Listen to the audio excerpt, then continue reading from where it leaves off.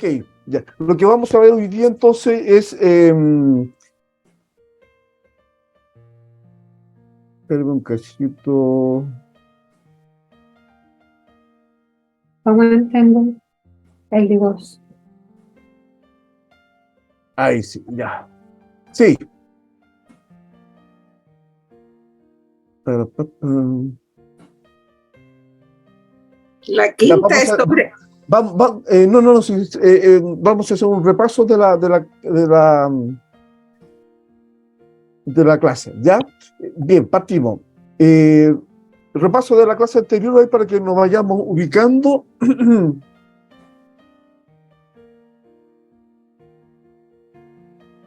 Se fue. Sí. Ahí. Lo que pasa es que estamos ampliando. Ok, repaso de la clase anterior. Recuerden que estamos viendo ya el segundo capítulo de la temática, ¿no es cierto?, relacionada con el divorcio bajo la perspectiva bíblica, ¿ya? Y tomando justamente antecedente del Antiguo Testamento, ¿ya? Donde surge y donde nosotros como cristianos tenemos que tomar referencia del Antiguo Testamento, ¿ya? En relación a todos los principios y las leyes otorgadas al pueblo de Israel, en relación al matrimonio, como así también en relación al, al divorcio, ¿ya? Por lo tanto, en ese contexto estamos. Y una vez que ya finalicemos, ¿no es cierto?, este pequeño repaso, pasamos la semana pasada todo lo relacionado con el divorcio bajo la mirada del Antiguo Testamento y después vimos unos ejemplos, unos casos ahí de unos profetas, ¿verdad? Y cómo ha ido progresando lo que es la interpretación con respecto al divorcio, ¿ya? Siempre dentro de la iglesia cristiana, que no es una novedad, ya existió esta polémica y ya surgió básicamente un par de interpretaciones que surgen por ahí en la época neotestamentaria, ¿ya? Bajo la escuela teológica de dos rabinos de Gimel y no recuerdo el otro nombre, pero ya lo vamos a ver ya inmediatamente. Yo estoy como un poquito medio ido, ¿ya? Pero vamos a ver qué es lo que es el divorcio, qué es lo que es la carta del divorcio según, en este caso, ¿verdad?, el Antiguo Testamento. Se refiere, ¿no es cierto?, a un documento que permite un rechazo, repudio o la no aceptación de seguir unido a su cónyuge por alguna razón específica, en lo que respecta al Antiguo Testamento, principalmente a la del adulterio, ¿ya?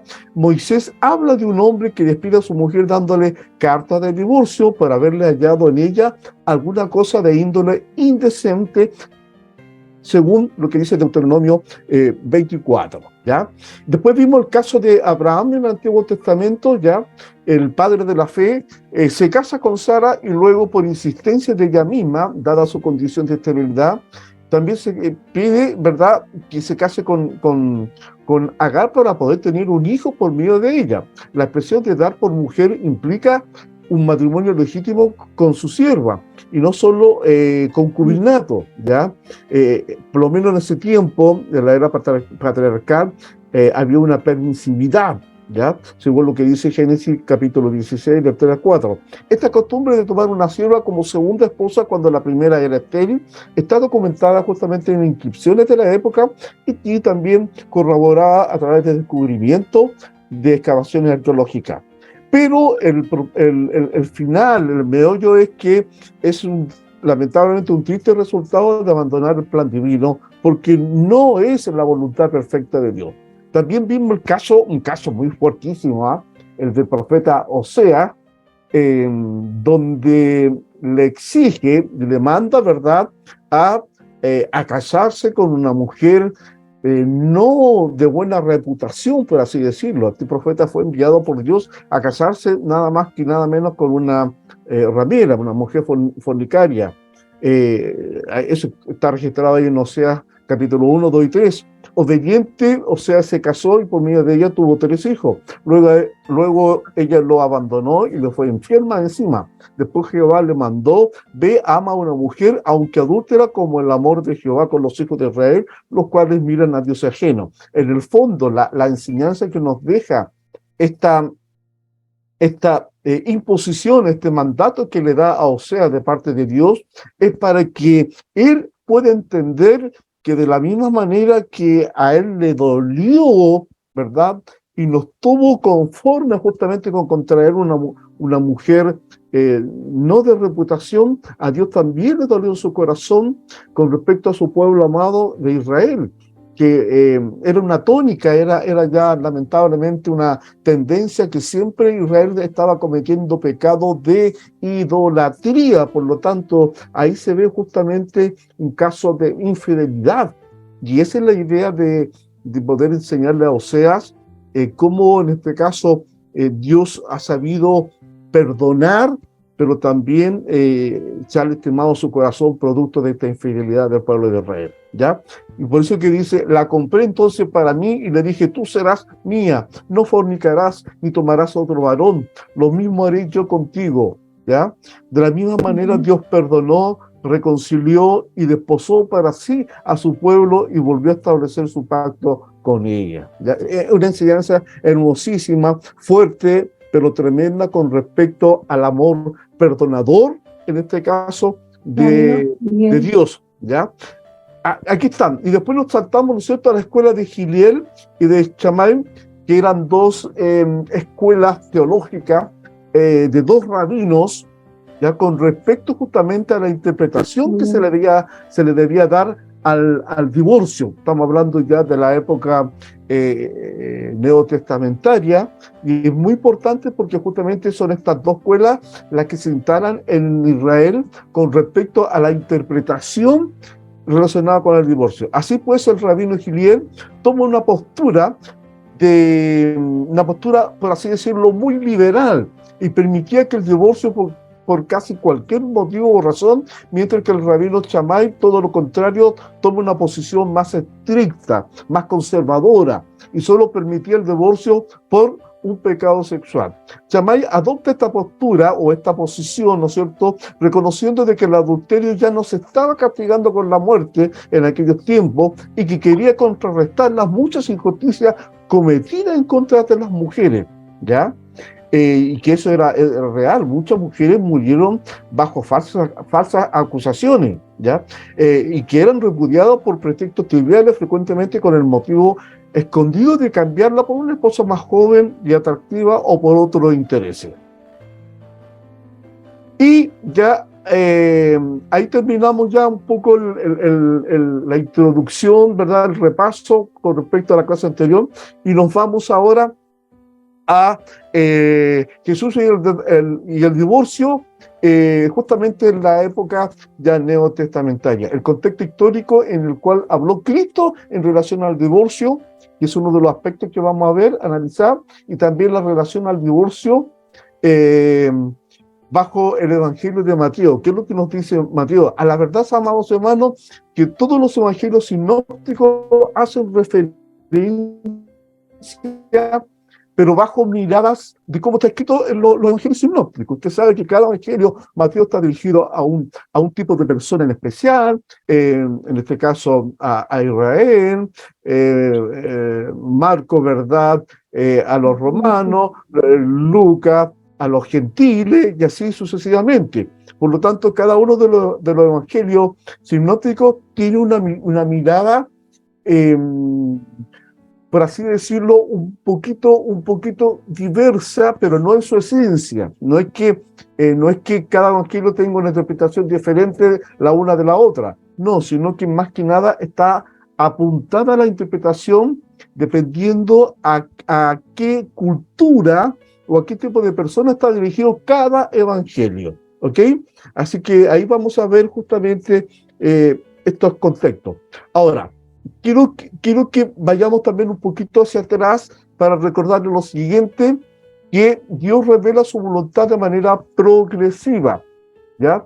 De ahí debido justamente de que se parte, ¿no es cierto?, en Génesis, donde Dios establece el matrimonio y lo que Dios, ¿no es cierto?, une, no lo separa el hombre, pero sin embargo, en el desarrollo de la historia, sobre todo de Israel o de los patriarcas mismos, antes de que surgiera Israel como nación, vamos viendo también de que tenemos una doble enseñanza, ¿ya? A través de la revelación progresiva, en donde Dios en un comienzo establece algo, ¿ya? Sin embargo, después se va observando una permisividad, ¿ok?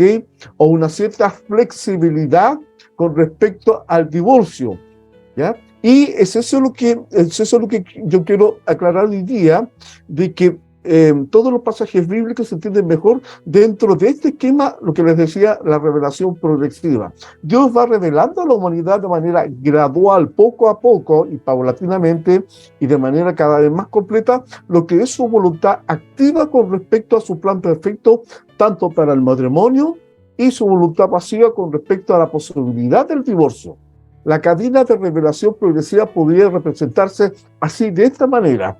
Adán y Eva, ¿no es cierto? Se parte ahí con el establecimiento del matrimonio. Luego viene, en este caso, el caso o el ejemplo de Abraham, donde evidentemente estaba casado bajo estos patrones, bajo este mandato, pero sin embargo se produce ahí también una especie de práctica de la bigamia, ¿no es cierto? Porque era una costumbre, no había nada que lo prohibiera ni tampoco nada que lo autorizara, ¿ya? Luego Moisés y la ley, ahí recién, ya bajo la administración de Moisés, surge la ley con respecto a lo que es el divorcio mismo. Luego Esdras y Nehemías, también contando a Osea, luego Isaías, Jeremías y Ezequiel, todos estos profetas hacen, ¿no es cierto?, relación en respecto del divorcio. Para luego Osea y Malaquías, ¿no es cierto?, también, sobre todo Oseas, ya que vive en carne propia lo que es la infidelidad, ¿ok? Lo que compartía recién. Y Malaquías, que es el último profeta del Antiguo Testamento. Para poder saltar ya a la dispensación o a la época ya neotestamentaria, donde Jesús ya también hace referencia, que es lo que vamos a ver hoy día, en relación al divorcio, y luego los evangelistas, y terminando con el apóstol Pablo. Por una cuestión de tiempo, me hubiese gustado haber continuado esta temática, ¿no es cierto?, bajo la mirada de los demás evangelistas y terminar con el apóstol Pablo, porque el apóstol Pablo también nos enseña en relación al divorcio. Y de esa manera no nos queda ya ninguna duda con respecto a esta temática, ¿verdad? Y no quiero tampoco resaltarla por sobre el matrimonio, porque no es la idea, pero sí aclararla. ¿Por qué? Porque en lo que respecta al contexto cristiano o eclesiástico protestante, ¿verdad? Ha sido una temática que ha sido como eludida y no ha sido asumida como corresponde y no ha dado claridad al respecto. Por lo tanto, bajo esta mirada que hemos tenido y bajo esta famosa revelación progresiva, usted se da cuenta de que sí ha sido considerado tanto en el Antiguo Testamento como también en el Nuevo Testamento esta temática y esta problemática del divorcio, ¿ya? Y que en este caso, de parte de Dios, hay ese interés para que ninguno de nosotros tenga duda al respecto, no para que opte por esa vía, ¿no? Evidentemente que no, sino que para evitarla, ¿ok? La enseñanza final de dar a conocer esto del divorcio no es para que tengamos una cierta licencia en el futuro y optar por eso, sino que el llamado que hace Dios al final de esta clase, o por lo menos de este capítulo, es a la reconciliación, el perdón y la restauración de ese matrimonio, ¿ya? Eso tiene que quedar muy, muy claro. Los pasajes bíblicos finalmente nos habla a nosotros por medio de toda la escritura en cada paso, y que Dios revela un poco más de su carácter, ¿Qué carácter? Evidentemente el carácter de santidad y a la vez también de misericordia, ¿ok?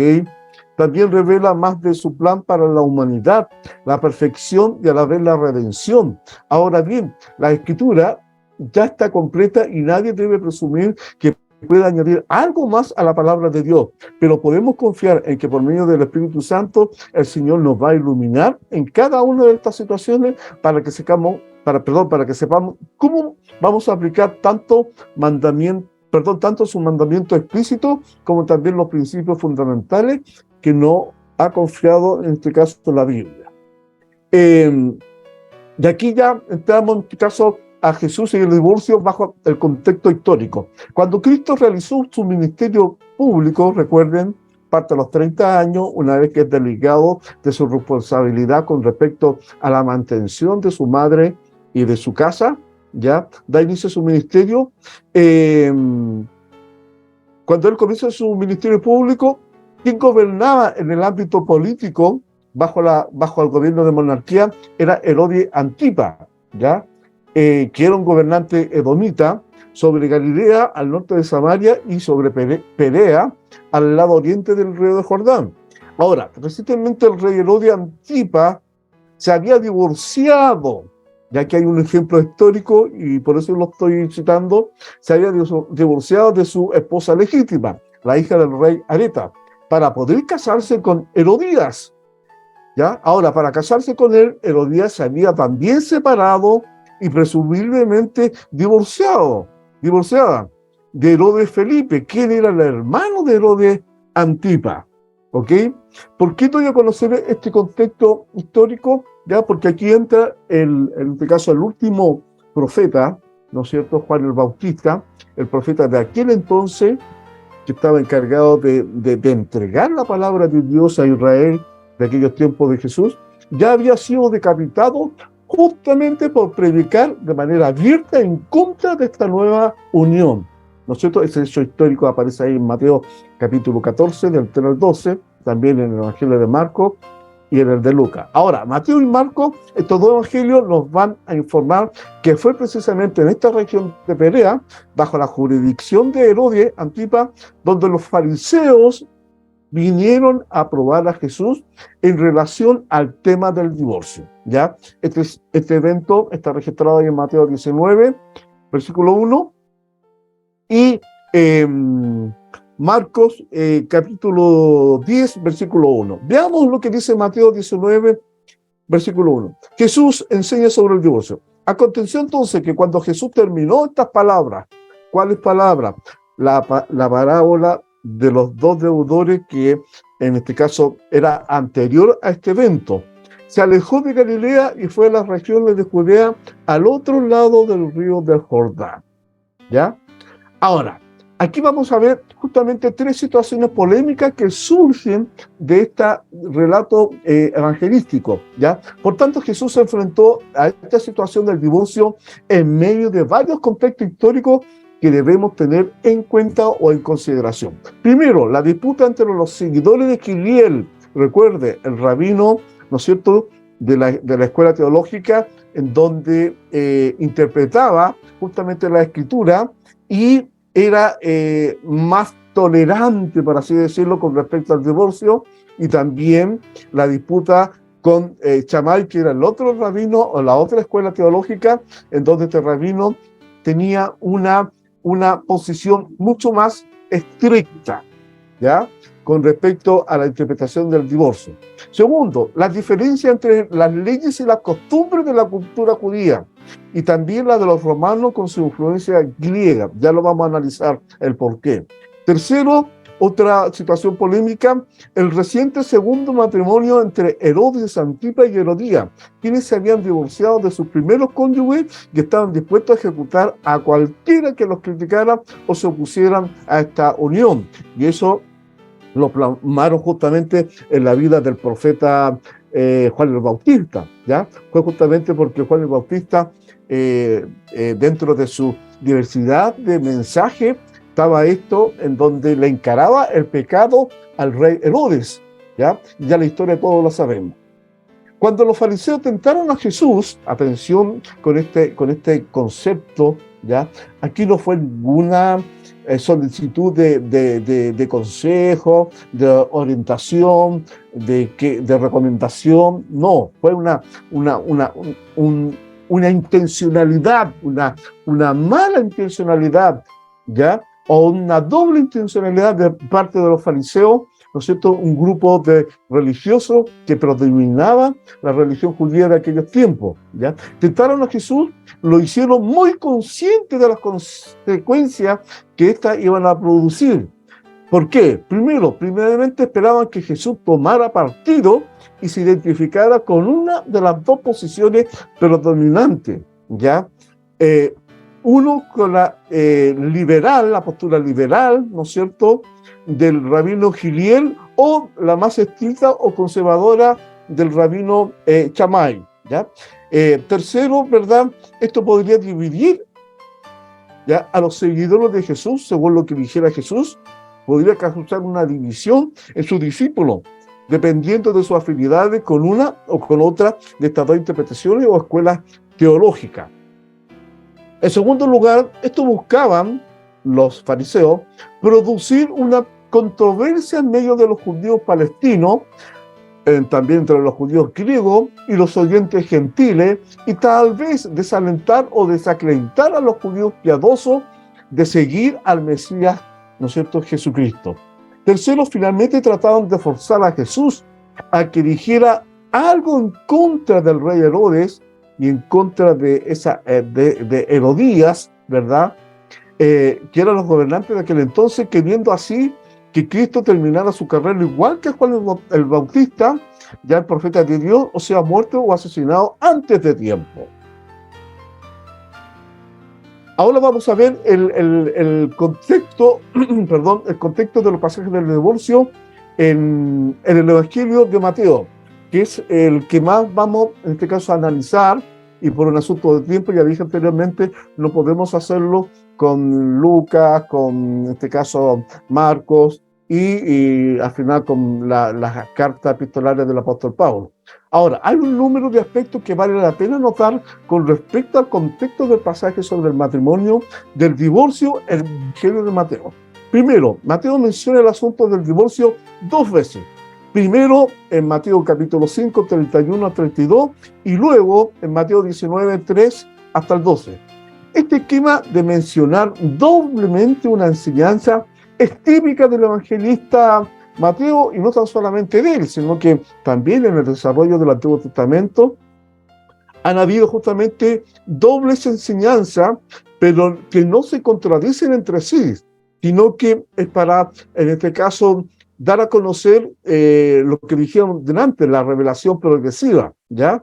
De aquí vamos a dar un ejemplo. Por ejemplo,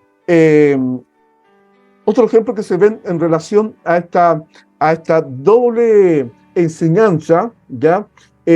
Son Mateo capítulo 3, versículo 2, y su paralelo de Mateo 4, 17, que dice, arrepentido porque el reino de los cielos se ha acercado.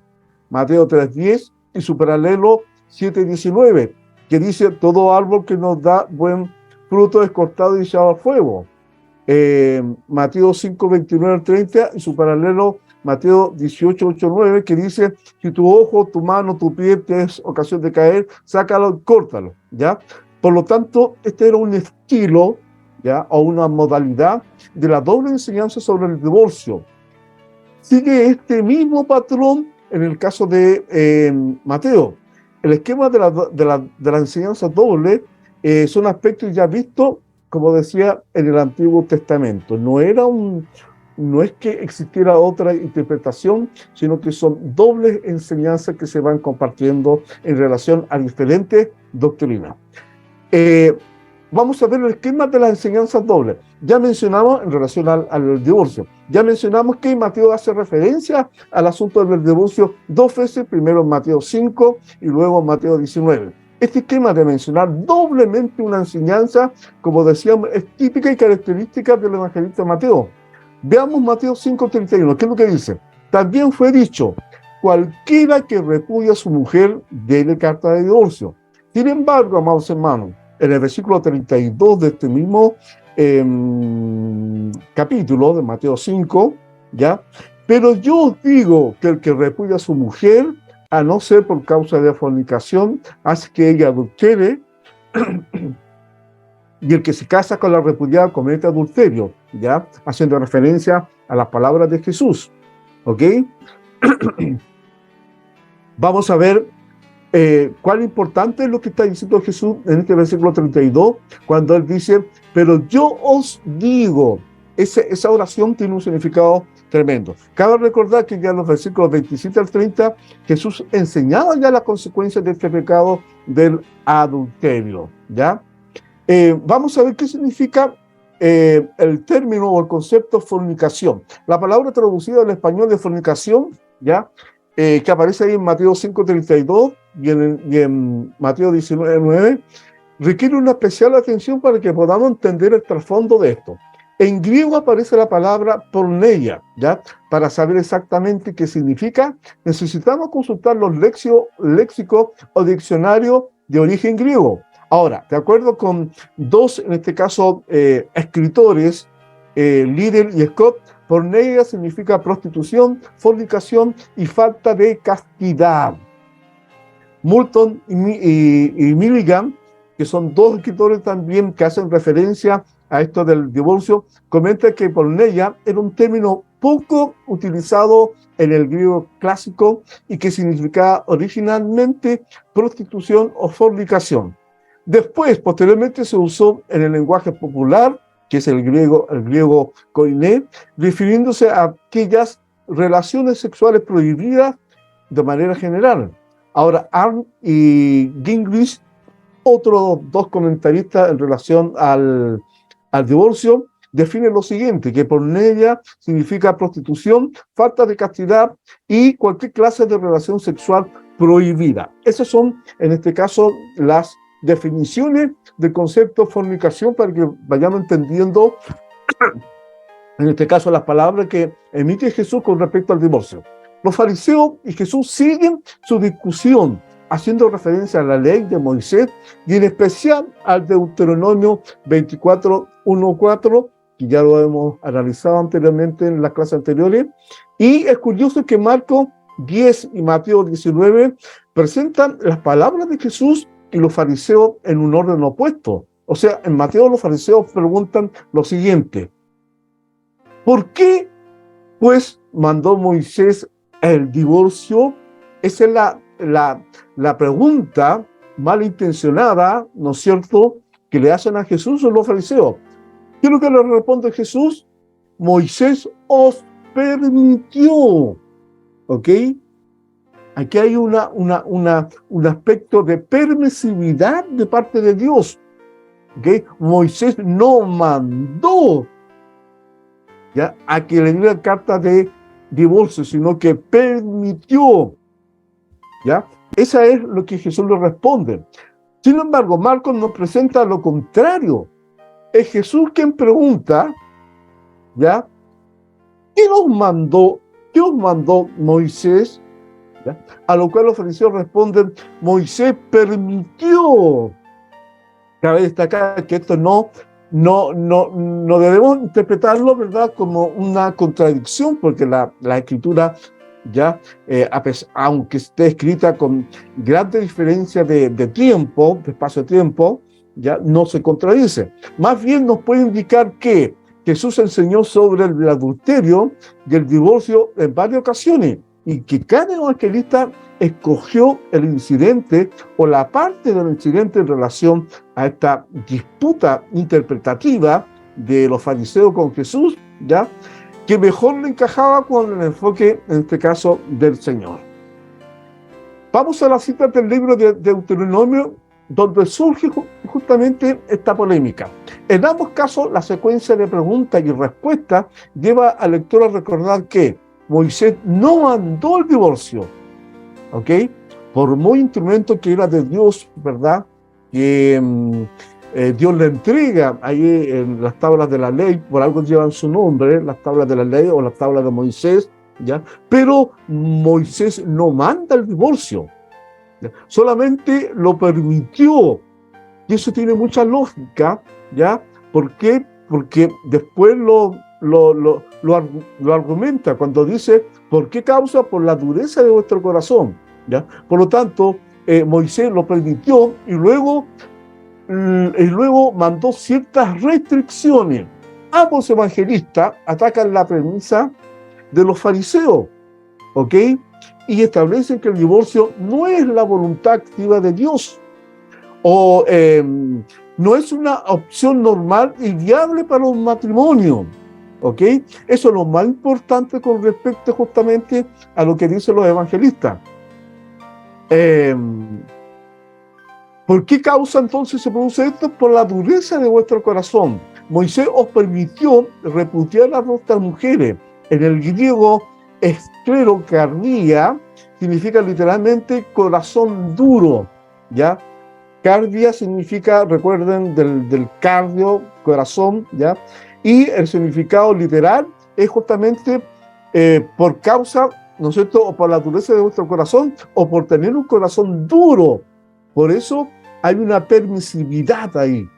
Una acusación que Jesús dirige contra los hombres con quienes hablaban, que se creían muy justos, ¿ya?, en su petición de divorcio, y no solo contra las mujeres culpables de quienes se querían divorciar.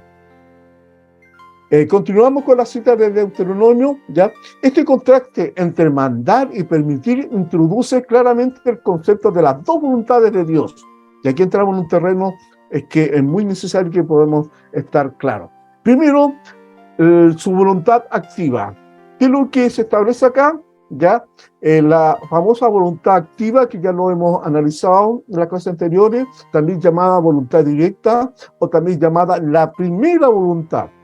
¿Qué dice o qué significa? Lo que Dios planeó y mandó para la unión del hombre y la mujer en el huerto del Edén, lo que aparece en Génesis, ¿no es cierto? Ahí se establece justamente una voluntad activa, directa, o la primera voluntad, ¿ok? En relación, dejará el hombre, ¿no es cierto?, a su padre y a su madre, y se unirá a su mujer, y ellos serán una sola carne. Segundo, su voluntad pasiva, o también conocida como voluntad permisiva, o también llamada voluntad relativa, o por último también llamada voluntad circunstancial, ya producto de una situación en particular. Lo que Dios permitió que los israelitas o el pueblo de Israel hicieran bajo ciertas circunstancias en el Antiguo Testamento con respecto justamente a otorgar carta de divorcio. Por lo tanto, no debemos confundir estos dos niveles de la voluntad de Dios, ¿ya? ¿Cuál es el propósito final? Aspiremos siempre a conocer y obedecer la buena voluntad que es agradable y perfecta, como nos dice Romanos capítulo 2. Esquema de la enseñanza de la enseñanza doble en Mateo. Mateo 19, ¿no es cierto? Jesús nos enseña sobre el divorcio. Vamos a analizar, versículo 1. Aconteció que cuando Jesús terminó esta palabra, ¿cuál es, no es cierto?, la de la parábola de los dos deudores, se alejó de Galilea, versículo 3, entonces vinieron a él los fariseos tentándole y diciéndole, ¿ya?, es lícito al hombre repudiar a su mujer por cualquier causa, ¿ya? Ellos estaban buscando un pretexto como para acusarle, ¿ok? Versículo 4, él respondió y les dijo, ¿no habéis leído que el que los hizo al principio varón y hembra los hizo? Versículo 5, y dijo, por esto el hombre dejará padre y madre, se unirá a su mujer, y los dos serán una sola carne, lo que justamente yo le estaba haciendo referencia. Ahora, en el versículo 6, ya, así que ya no son más dos, sino una sola carne, por tanto, lo que Dios juntó, no lo separa el hombre. Versículo 7, le dijeron, ¿y por qué pues mandó Moisés dar carta de divorcio y repudiarla? Y en el 28, él les dijo, lo que ya lo hemos reiterado varias veces, por la dureza de vuestro corazón, o por tener un corazón duro, Moisés os permitió, permisividad, repudiar a vuestras mujeres, más al principio no fue así. Ya, ese fue el argumento que da Jesús, ¿ya? A partir del versículo 19, amados, de este capítulo, se inicia la enseñanza de una mayor exigencia en lo moral para todos los discípulos de Cristo y en el futuro a la iglesia. ¿Ya? A partir de este versículo, del versículo 9, ¿ya? Estas palabras van dirigidas especialmente, como les digo, para todos los discípulos que estaban ahí y para el accionar con respecto al divorcio para la iglesia del futuro. Versículo 9. Y yo os digo, atención con esa oración inicial, y yo os digo, ya la vamos a analizar, que cualquiera que repudie a su mujer, salvo por causa de fornicación, y se casa con otra, adultera. Y el que se casa con la repudiada, adultera. Versículo 10. Entonces les dijeron sus discípulos, ¿quién eran los discípulos de Jesús? Y así es la condición del hombre con su mujer, no conviene casarse, le dicen a Jesús. Sin embargo, en el versículo 11, entonces él les dijo, no todos son capaces de recibir esto, sino aquellos a quienes es dado. ¿Ok? Veamos aquí la enseñanza de Cristo versus o contra la enseñanza de los fariseos.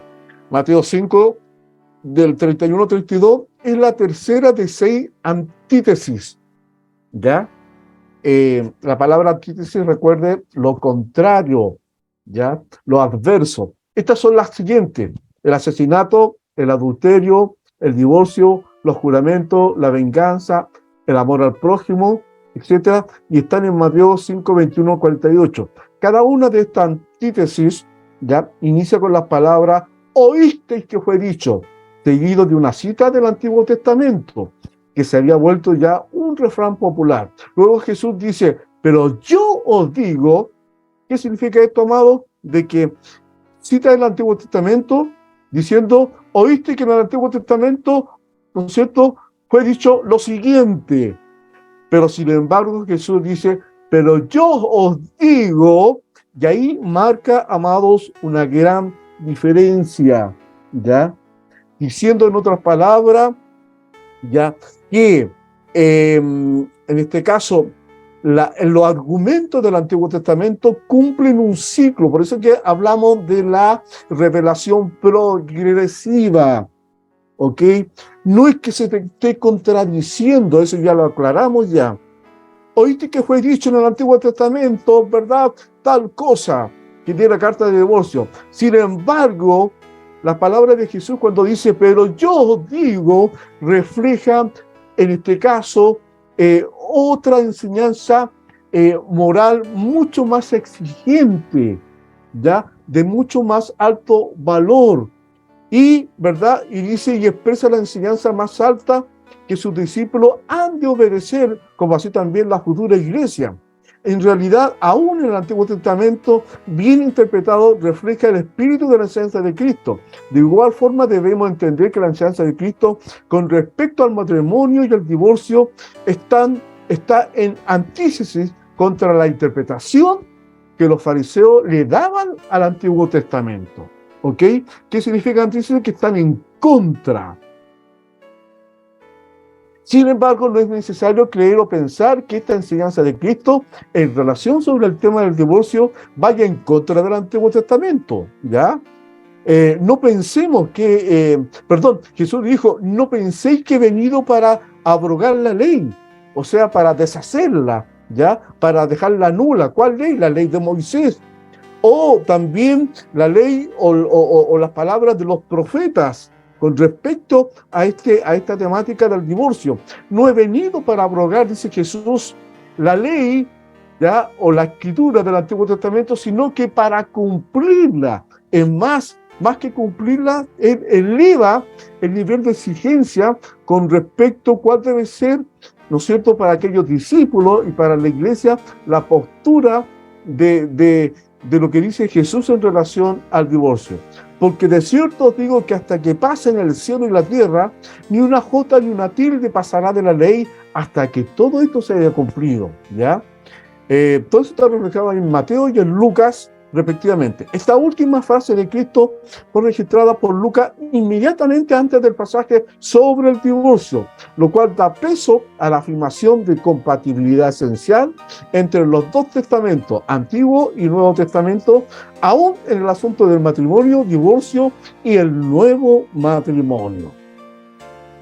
Ahora, de todos los evangelios, solo el evangelio de Marcos menciona la posibilidad de que la mujer tomará la iniciativa de repudiar a su esposo, ¿ya? No solamente este privilegio, por así decirlo, o este derecho, no solamente descansaba en el hombre, sino que el evangelio de Marcos, fíjese, da a conocer otra postura, ¿ok? En relación a, en este caso, esta opción del divorcio, en donde le otorga a la mujer ese derecho. Recuerden de que generalmente se veía como que la mujer era la causa principal de todos los divorcios, sobre todo en el Antiguo Testamento, ¿ya? Y también en la dispensación o en el tiempo histórico neotestamentario. Ahora, Mateo no necesita añadir esta frase, pues él escribió primordialmente a los de la cultura judía, ¿ok? Por eso de que da a conocer esta nueva mirada, por así decirlo, para nosotros, de que la mujer también tenía este derecho. ¿Por qué? Porque Mateo es un evangelio que está dirigido al pueblo judío, donde eran machistas, donde se sentían, ¿verdad?, con ese derecho por sobre la mujer de otorgarle carta de divorcio. Por lo tanto, y en ese ambiente el divorcio era prerrogativa solamente del varón, aunque en algunos casos excepcionales parece que la mujer también podía exigir que su esposo le diera carta de divorcio. Al tomar los evangelios juntos, el cuadro general que se nos presenta es de la igualdad entre el hombre y la mujer ante Dios, ¿ok? Si al final y al cabo, amados hermanos, ante Dios no existe básicamente el sexo, me refiero hombre y mujer, ¿ya? Ambos son iguales. Los principios de Dios para el matrimonio, el divorcio y el segundo matrimonio, con sus advertencias respectivas y mandamientos, se aplican igualmente en ambos, ¿ya? Y aquí viene lo que les decía yo, una moralidad más alta para, en este caso, los discípulos de Cristo y para la iglesia contemporánea. De todas maneras, nuestra interpretación del pasaje debe tomarse en cuenta que las palabras de Cristo sobre el matrimonio y el divorcio han de ser entendidas en un marco de antítesis. Oíste que fue dicho, ¿ya? Haciendo referencia a qué, dice Jesús ahí, ¿no es cierto?, a lo que se decía según la ley de Moisés, ahí en Deuteronomio 24:1, ¿ya? Oíste que en el Antiguo Testamento fue dicho esto, mas yo os digo, ¿ok? Y esa oración, más yo os digo, es justamente un anuncio de la exigencia de una moralidad más alta para los discípulos de Cristo y para la iglesia del futuro. Y para sus discípulos esa más alta exigencia, una afirmación justamente que la del mundo, obviamente, de aún más la del mundo religioso, que es muy dado el mundo religioso a condenar, ¿ya? Sin embargo, la actitud, ¿verdad?, y el llamado de Cristo es, al final y al cabo, es la reconciliación y el perdón. Y eso es lo que vamos a analizar ahora.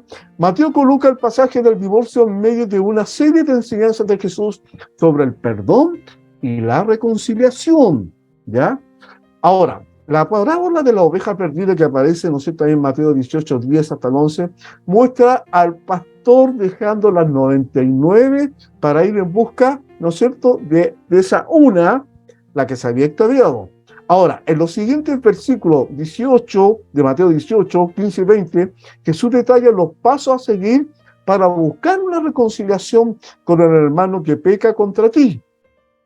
Amados, todo está en el contexto de, ¿no es cierto?, de la ofensa, de la gravedad que conlleva el divorcio, la herida, las consecuencias que conlleva el divorcio, ¿ya? Ahora, pero si de manera repetida él no atiende a estos llamados, Jesús también muestra que se debe hacer, lo cual incluye aún el punto extremo de excluirla de la iglesia. Dios quiere la restauración, ya a través del perdón y la reconciliación. ¿Qué significa eso?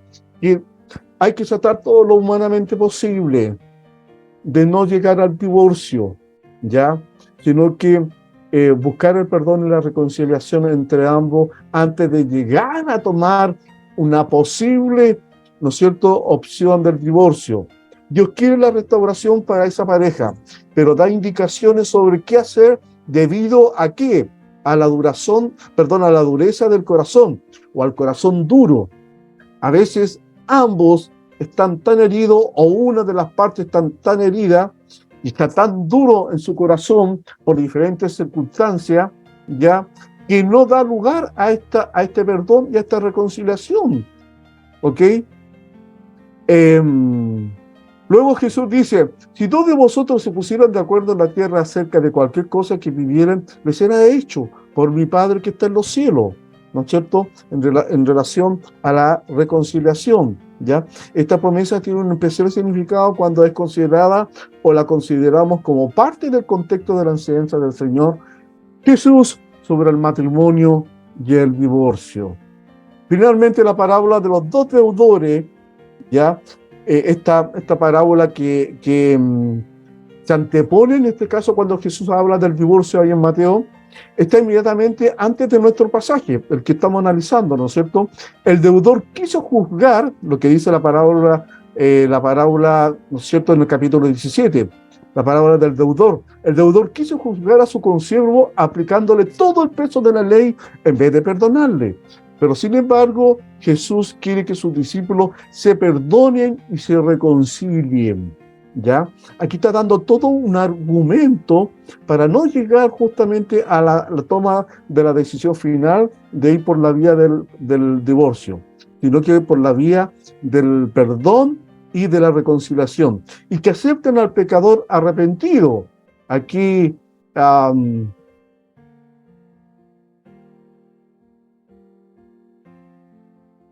y que acepte, como decía, al pecador arrepentido. Aunque aquí no hay uno, sino que los dos están en la misma condición, hombre y mujer, cuando están optando por la decisión del divorcio. Lo mismo decía el Señor en el área del matrimonio, aún hacia el cónyuge que es culpable, ya sea el hombre o ya sea la mujer. ¿Ok? Conclusión final. Después de analizar todos estos pasajes de la Escritura que ya hemos detallado en este estudio, y de comparar justamente los argumentos bíblicos y las interpretaciones que se resumen en el principio, creo que la explicación que mejor se ajusta a la Biblia es la segunda, o sea, la que permite, pero atención, la que permite ya el divorcio, o sea, lo que es la voluntad permisiva, pero no manda, no es un mandamiento, no manda, divórciate, sino que es una permisividad. ¿Por qué causa? Ya lo dijimos, por la dureza de vuestro corazón, ¿ya? Y porque ya no hay perdón ni reconciliación en ese aspecto, ya se le permite, pero esa no es la voluntad perfecta de Dios ni la voluntad perfecta de Cristo, sino que es una permisividad, ¿ya? Y esto únicamente por causa de inmoralidad, especialmente si no hay arrepentimiento o si el pecado se sigue repitiendo. Si la separación ocurre por otras causas, otros motivos, el creyente debe esperar para ver si es posible una reconciliación, ¿ya? Pero si el otro cónyuge cae en fornicación, entonces el Señor permite el divorcio, y el creyente que así se divorcia puede eventualmente volverse a casar en el Señor. Segundo aspecto de esta conclusión final.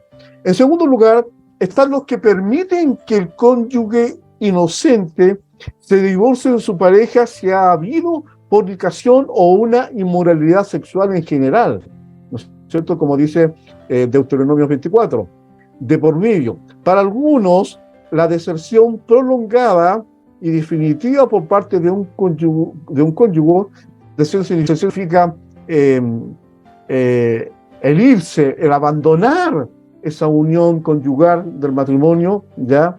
A eso se refiere la deserción prolongada y definitiva por parte de un cónyuge inconverso, también constituye una causal bíblica justificable para el divorcio. El creyente que se ha divorciado de esta manera queda libre de su antiguo cónyuge y puede volver a casarse siempre y cuando sea en el Señor, ¿ya? Este punto de vista se denomina la interpretación de Erasmo. Erasmo era en este caso un referente o un líder de la iglesia de los primeros siglos y representa la opinión de la mayoría de los grupos evangélicos contemporáneos.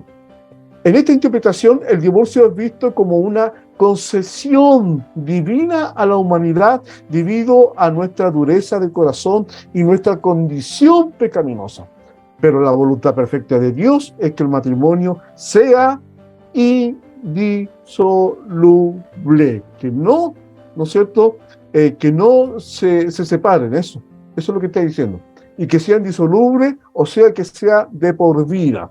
Pero en algunos casos Dios permite el divorcio como su segunda voluntad, solo si se debe recurrir a ella como última medida. Y eso tiene que quedar muy claro, amado. El propósito de estas dos clases o de estos dos capítulos con respecto al divorcio no es optar fácilmente y tomarse esa licencia, sino que es una determinación que se debe recurrir ya como última medida, cuando usted ya ha agotado todas las instancias, y ojalá que, ¿no es cierto?, puedan llegar al perdón y a la reconciliación, ¿ya? No recurrir justamente a esta determinación. Y aún después de la separación, el creyente debe esperar buscando la posibilidad de una reconciliación, ay, Señor, verdadera. ¿Por qué me detengo? Porque es increíble como sin tener quizás mayor argumento bíblico, conocimiento bíblico, siempre el Señor ahí, siempre cuando uno busca la ayuda de Dios a través de la oración, Dios lo guía, ¿ya? Dios salió de casos que sin tener mayor conocimiento bíblico o un argumento teológico para optar por el divorcio. He sabido de algunos casos que han orado y han agotado todas estas instancias, ¿ya? De poder perdonar, de poder reconciliarse, pero aún así una de las partes no da, como se dice, su brazo a torcer por una cuestión de orgullo o por otras circunstancias. Bien, aquí terminamos, amados, ya todo lo que es la temática de esta clase, Jesús y el divorcio.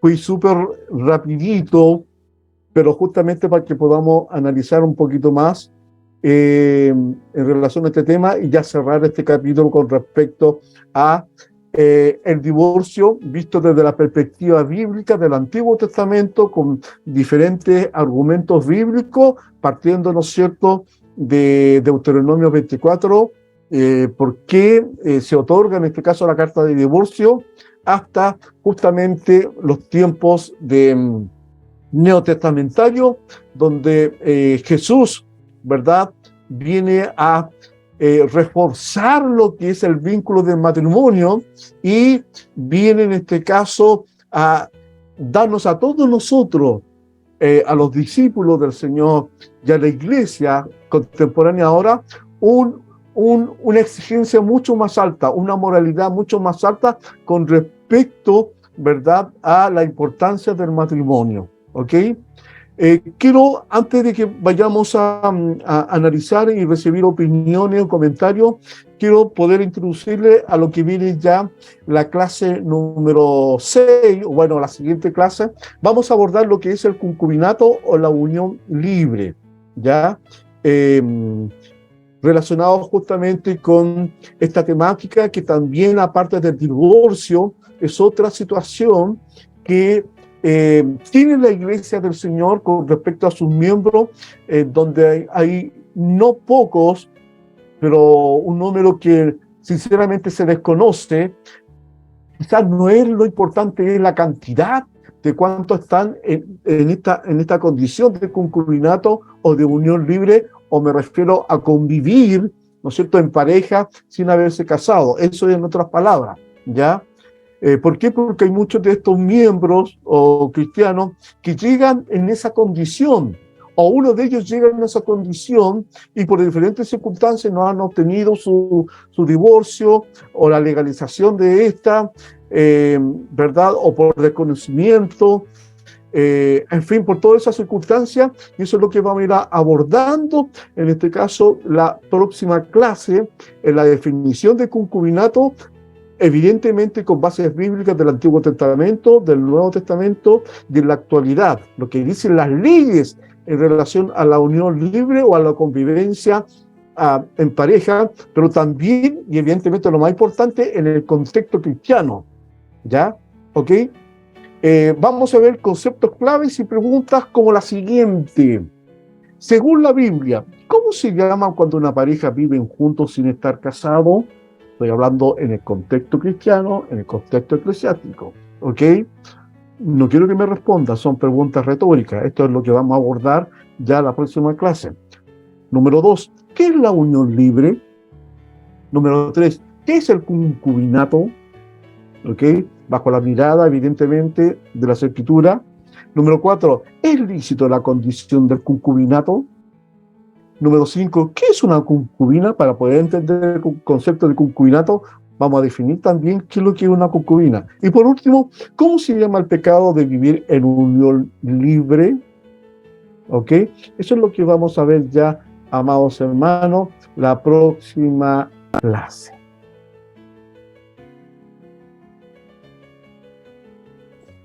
Interesante. Okay. Sí, sí. Fui rapidito porque ya como habíamos hecho un repaso, ya ustedes ya con este rodaje de las últimas clases del divorcio ya entendieron varios aspectos, ¿no es cierto? Los reforzamos, los potenciamos y yo creo ya que con esta clase de hoy ya podemos dar por cerrado lo que es el capítulo del divorcio y cuál es la mirada escritural, la mirada bíblica, tanto en el Antiguo Testamento como en el Nuevo Testamento, ¿verdad? En relación al divorcio. Vimos también la mirada jurídica, vimos la mirada legal, ¿ok? ¿Qué es lo que dicen los evangelios en relación a esta temática del divorcio? ¿Y qué es lo que dice Jesús en relación, ¿no es cierto?, a la temática del divorcio? Yo creo que le ha quedado clarísimo, espero en el Señor, pero lo que más cabe destacar acá, ¿verdad?, de que esto del divorcio es como la última opción cuando ya usted, perdón, no estoy profetizando ni nada de eso, cuando ya el cristiano, ¿no es cierto?, ha abordado el tema del perdón, de la reconciliación, ha tratado por todas las vías de que no se disuelva. Por eso que decía que el matrimonio es indisoluble, o sea, para toda la vida. Reitero, un concepto y un dicho que yo he tomado: nadie se casa para estar divorciándose, ¿verdad? Y darle la fuerza necesaria, más aún, ¿verdad? Potenciar en este caso, la unión conyugal del matrimonio, porque es un pacto y es un mandato, ¿no es cierto?, divino. ¿Ok? Dejo abierto para comentario, análisis, alguna pregunta, alguna opinión, mi hermana Elizabeth de Puerto Rico. Dios la bendiga. Bendiciones, bendiciones. Igualmente. Si Dios instituyó o estableció el matrimonio en el paraíso del Edén, desde la creación del mundo con Adán y Eva, ¿por qué las iglesias protestantes no consideran el matrimonio un sacramento, como sí lo declara la Iglesia Católica? A ver, yo discrepo en ese aspecto con usted, mi hermana Elizabeth. No es que la Iglesia, por lo menos cuando hablamos de Iglesia, hablamos de sus bases doctrinales, en donde no consideran, en este caso, el matrimonio como una unión sagrada, ¿ya? ¿Por qué? Porque por lo menos nosotros acá hemos dado la referencia de las características y la condición que tiene, en este caso, el matrimonio, que es un pacto de Dios, es una institución divina, es un compromiso consagrado, y de hecho mismo el matrimonio es sagrado. Por lo tanto, y eso lo hemos argumentado, ¿no es cierto?, en las primeras clases, ¿ya?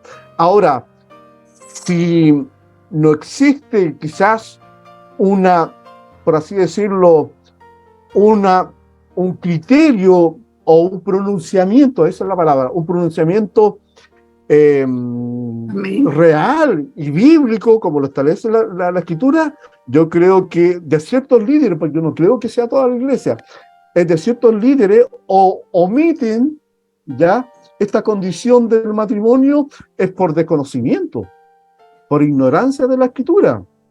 No creo que sea por una determinación propia, porque al final y al cabo, aunque sea un pastor, aunque sea un obispo, sea el líder que sea, no puede estar por sobre la ley de Dios, no puede estar por sobre, en este caso, este principio divino, ¿ya? Por eso que nosotros, en este caso como instituto, siempre todo lo que son las doctrinas controversiales lo hemos visto y lo hemos analizado a la luz de la Escritura. Amén. Amén. Ahora, en lo que respecta a lo que dice mi hermana Elizabeth, no la estoy atacando a mi hermana Elizabeth, sino que estoy tratando de dar un argumento. Yo creo que el pecado de la iglesia, mi hermana Elizabeth, es por omisión. Omite, ¿no es cierto?, esta condición del matrimonio que es una unión sagrada, que es un pacto, es un compromiso sagrado que fue establecido por Dios.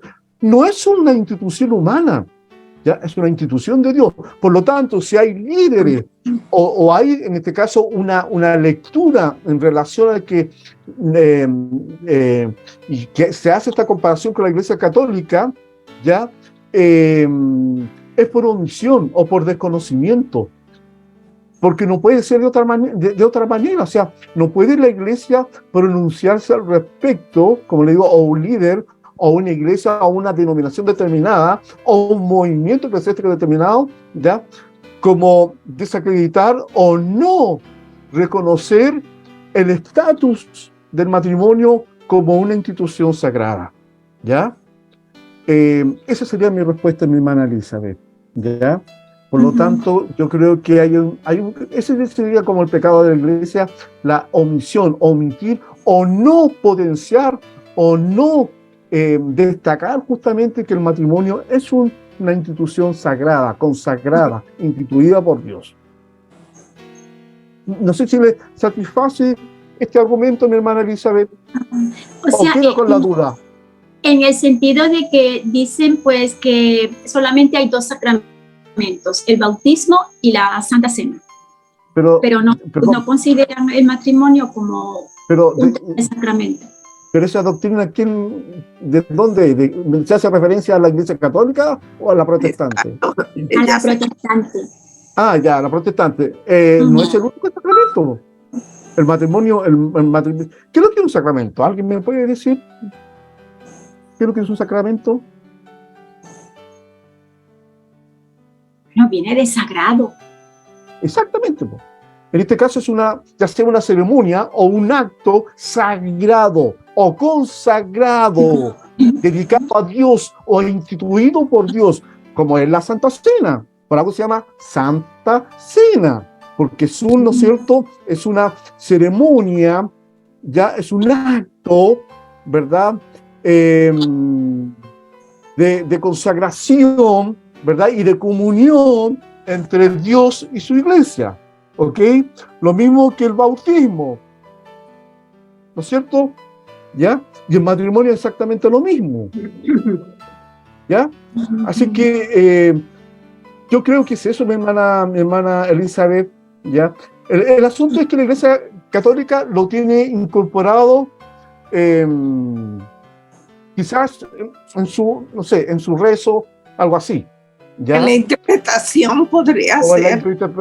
Claro, ya, pero si seamos muy sinceros, y no quiero hacer comparaciones, pero entre el mundo protestante y el mundo católico, yo creo que las tasas más altas de divorcio se dan en el mundo católico.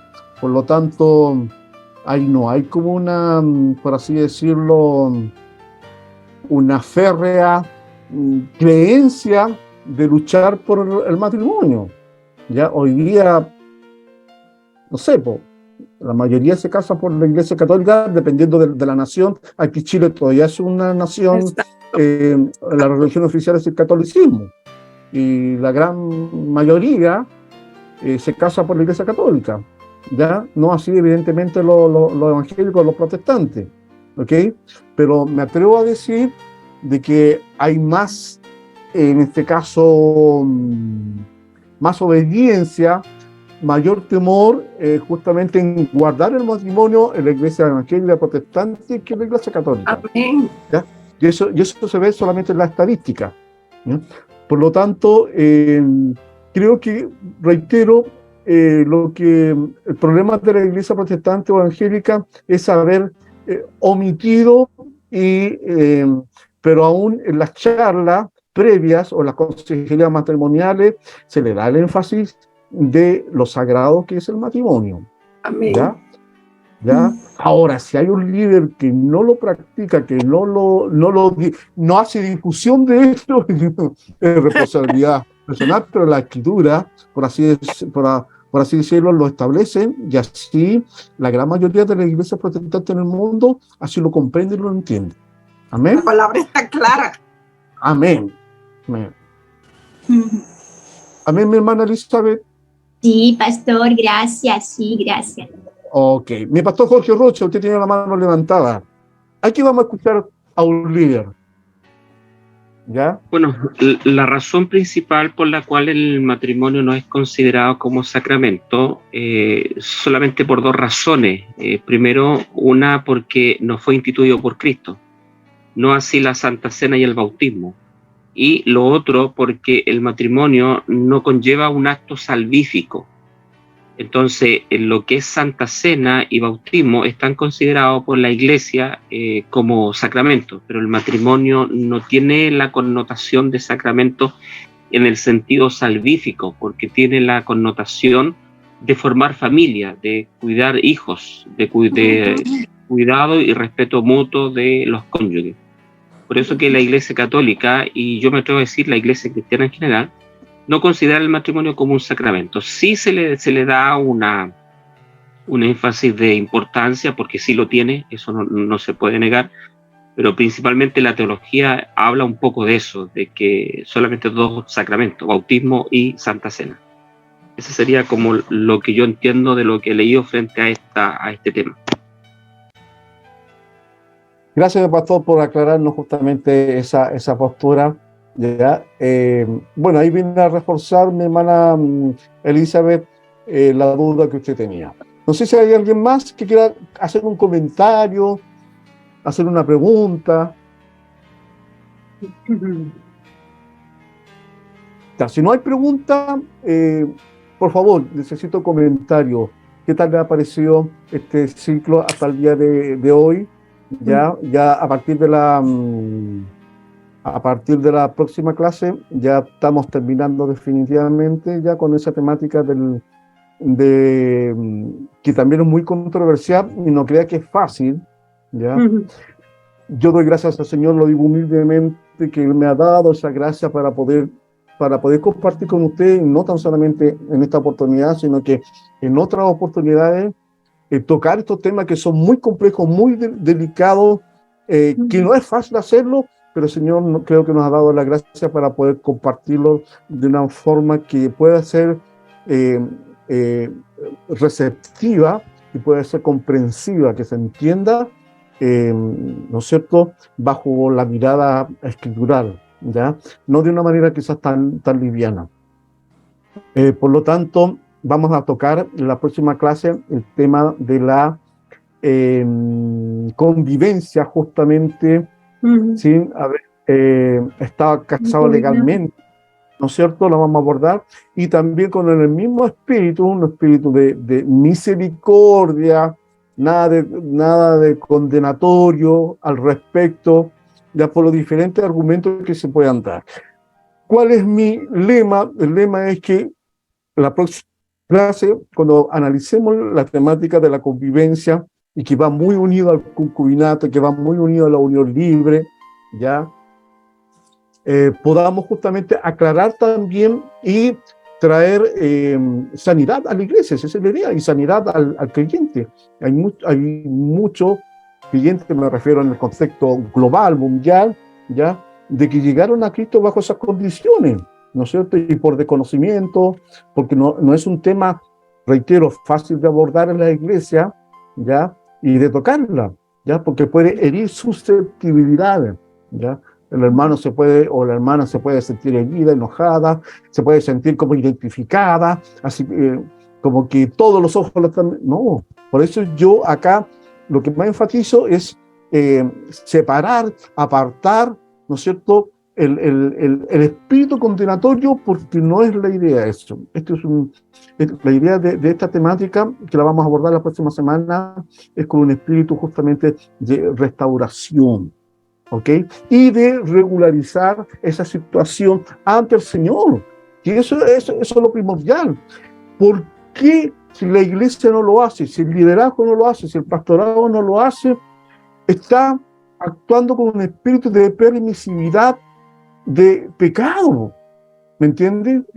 Seamos muy francos, muy sinceros. Por eso que en una de las preguntas decían, ¿no es cierto?, en relación, ¿cómo podemos considerar la convivencia ante los ojos de Dios? ¿Qué es lo que es? Pues?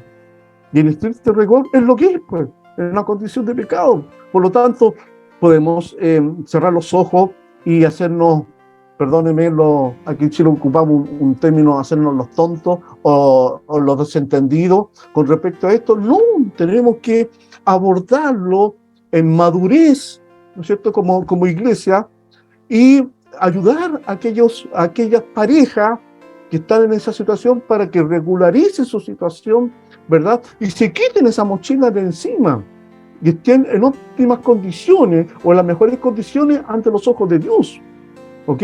Y eso trae sanidad individual, va a traer sanidad a esa pareja y va a traer sanidad espiritual, emocional, ya a la iglesia. Ese es el propósito, amén. Así que, ¿hay alguna opinión, algún comentario en relación a todo lo que hemos visto? ¿Qué les ha parecido, hermana Ivette? Sí, que yo en 2 iglesias, la metodista y la presbiteriana, he preguntado con relación al matrimonio, y lo que han dicho es que es una cuestión social y que en realidad no hay ningún compromiso con Dios. Esa es la respuesta que me habían dado. Yo estoy bien agradecida de esta clase porque difiere muchísimo. Inclusive ellas saben que ha habido pastores que han dejado a la esposa y se han casado con los feligreses, con una feligre o lo que sea, y han continuado siendo pastores. Yo le agradezco muchísimo esta clase porque había muchas cosas que yo no tenía clara, porque yo me crié, la educación básica cristiana mía fue en un convento de la Iglesia Católica. Y ellos realmente son bien estrictos, o por lo menos en el tiempo en que yo estuve, ¿verdad?, estudiando, son bien estrictos con relación a lo que ellos llaman sacramento. Y es muy serio. Y a mí siempre me chocó la contestación que me dieron los pastores a los cuales yo le pregunté con relación al matrimonio. Y yo le agradezco a ustedes muchísimo y entiendo que esta clase es bien, pero bien importante. Tanto para nosotros como para todos los cristianos, realmente. Le doy las gracias y me siento bien agradecida. A usted, mi hermana Ivette, gracias. Es muy bueno poder escuchar estos comentarios porque también es una especie de termómetro, ¿verdad?, para ver la receptividad de ustedes y qué piensan ustedes, ¿ya? Estamos hablando de hermanos de Puerto Rico, estamos hablando... Recuerda que nuestro instituto es un instituto interdenominacional donde hay todas las corrientes protestantes. Hay asambleístas, presbiterianos, bautistas, asambleístas, pentecostales, de todo, ¿ya? Pero por sobre todas esas denominaciones está la Escritura, la base bíblica, ¿no es cierto?, que es nuestro principal argumento en ese aspecto. Mi hermano Cristian Cartagena, ¿será posible que podamos escuchar algún comentario? Al tiro, mi hermana Martita, ¿algún comentario de parte suya, si es posible? Pues, yo me siento bien agradecida de ustedes, ¿verdad?, por esta clase. Es para mí muy interesante, se lo repetí, Pues en el caso mío, pues yo vengo de una familia presbiteriana desde antes de nacer y pues todos se han casado pues a los presbiterianos, y pues hemos tenido en la familia surgen situaciones que a veces están fuera de control, pero esta clase me ha ayudado a reafirmar unos conceptos que uno tenía y además de eso, de ayudarse a uno mismo de unas dudas que uno tenga, y sobre todo confirmar que, como usted dijo en una palabra ahí, que el matrimonio era indisoluble. Esa palabra. Indisoluble, claro. Exacto, esa es una palabra santa. Y pues yo sinceramente yo estoy completamente agradecida de Dios, primero, que lo haya puesto ustedes, ¿verdad? Y que haya traído este tema tan importante para nosotros, y que continúen en este tema, no me lo dejen. Es un tema bien controversial, es controversial y se necesita estudiar más de él y buscar de la sabiduría del Señor, sobre todo. Amén, mi hermana Marta. Pero estamos ahí de pie. Amén. Mi hermano Cristian Cartagena, no sé si podemos tener alguna reflexión o pregunta o opinión de parte suya. Amén, mi pastor, amén, bendiciones, muy interesante el tema. Y no añadir, tomando lo mismo que se ha venido enseñando, que el matrimonio siempre ha estado en el plan de Dios. Y una de las formas de visibilizar el cristianismo, la fe cristiana, es a través del matrimonio. Recordemos un poquito que en el Antiguo Testamento se usaba mucho lo que es la monogamia, era muy monogamia, perdón, claro, me fui claro, eso, y lo que quiere hacer es Jehová con un pueblo que es Israel, establecer lo que es la familia.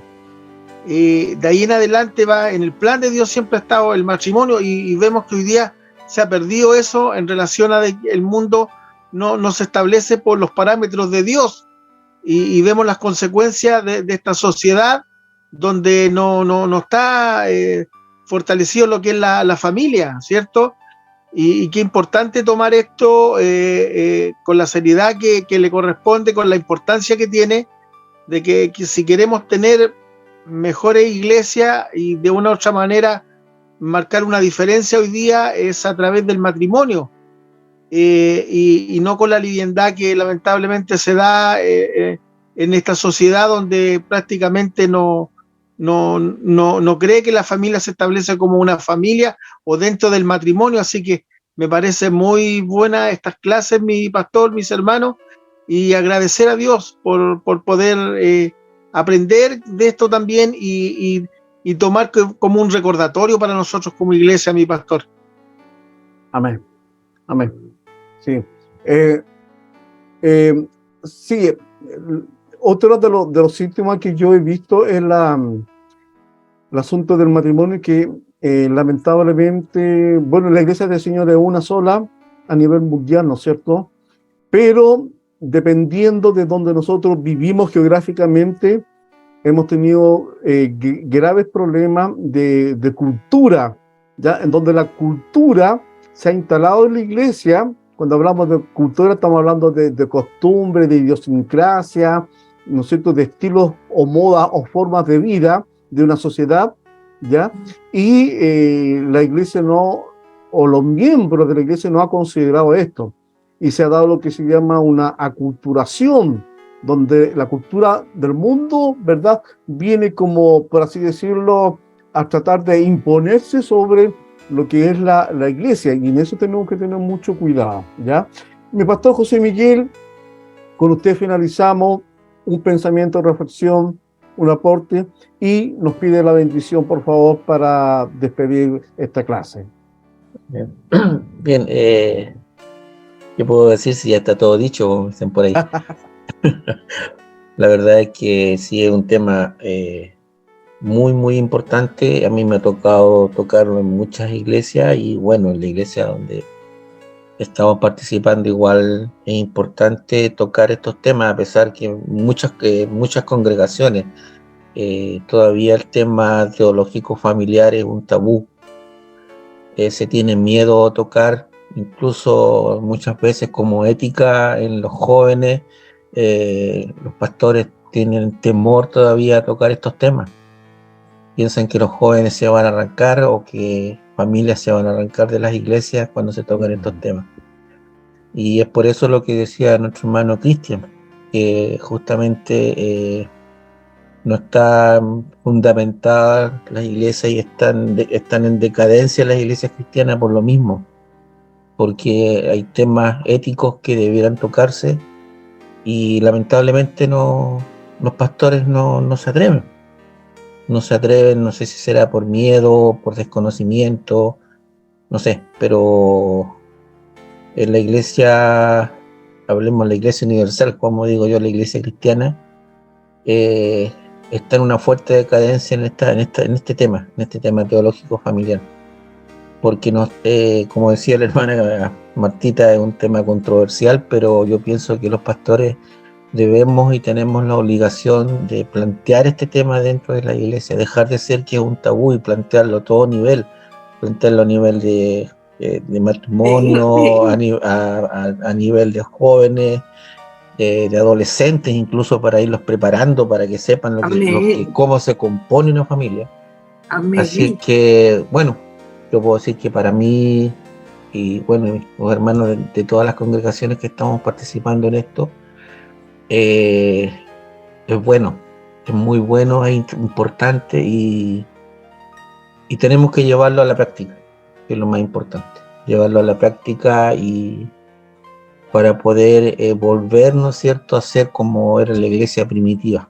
Yo siempre hablo de la iglesia primitiva, los albores de la iglesia, ¿no es cierto?, en donde las familias completas estaban, ¿no es cierto?, dentro de la congregación, ya sea pentecostal, ya sea metodista, asambleísta, ¿no es cierto?, como recién nombrado usted, los bautistas, o metodistas, lo que sea, pero lo importante es que todos tienen que tomarle el peso a este tema, porque si este tema no está bien fundamentado en una iglesia, es igual que un barco a la deriva, independiente que nosotros como pastores, ¿no es cierto?, podamos tomar el timón, pero si no lo tomamos bien, y con este tema se nos va a la deriva, porque recordemos que la mayoría de las congregaciones está conformada por familias, no está solamente conformada por una persona, ya sea un hombre o sea una mujer, y detrás de esos padres vienen hijos, o están los sobrinos, están los primos.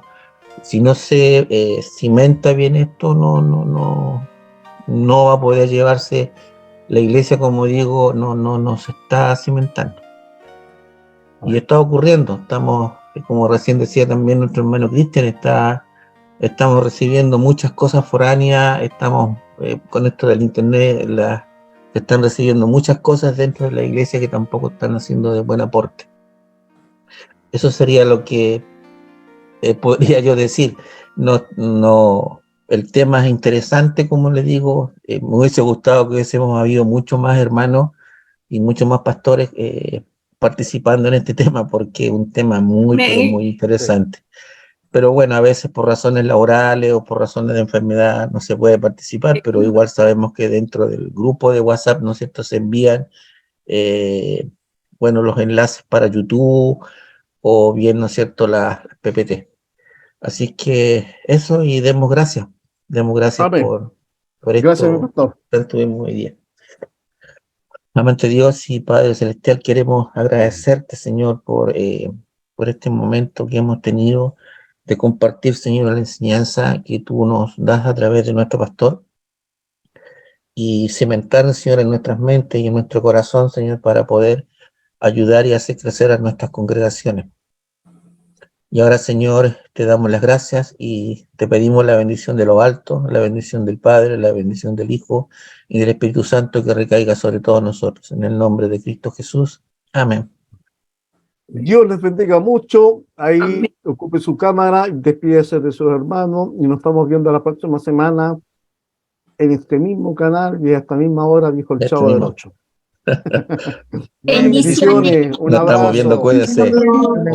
Que descansen. Que estén Gracias por estar bien. con nosotros. Gracias. Crack. Bendiciones, bendiciones, amada, Bendiciones. bendiciones, Ivy, bendiciones, Elizabeth, Bendiciones, Dios les bendiga. Chao, bendiciones, chao. todo, bendiciones, pastor. Buenas noches. Gracias. Que estén muy bien.